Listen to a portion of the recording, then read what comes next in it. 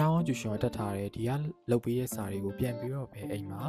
ပြန်လုတ်ပေးရုံပါပဲစာလေးတွေမေးပေးရုံပါပဲဒီလိုမျိုးလိုချင်တဲ့ကျောင်းသားတွေမိဘတွေရှိကြတယ်ပေါ့နော်ပြောချင်တာကကိုလိုချင်တဲ့ guide ဆရာဆရာမပုံစံမျိုးလေးတွေကိုတည်ထားရဆိုလို့ရှိရင်ဒီလိုမျိုး guide နေတဲ့ဆရာဆရာမတွေကိုရှာဖွေဖို့အတွက်က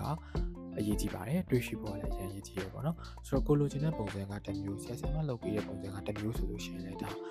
တိတ်ပြီးတော့မှ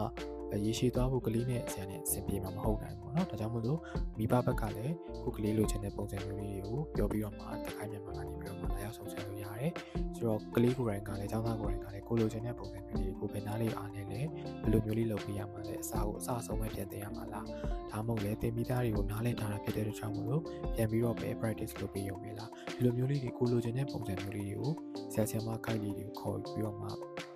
ချဲ့တာတော့ဒါအကောင်းဆုံးထိအောင်ဆုံးဖြစ်မှာပါဆိုတော့အဲ့လိုမျိုးလုပ်ချင်နေဆိုလို့ရှိရင်လည်းတကိုင်းမြန်မာကနေပြီးတော့မှရွေးချယ်ခေါ်ယူလို့ရပါတယ်ဆက်သွယ်ပေးမြန်လို့လည်းရပါတယ်ခင်ဗျာ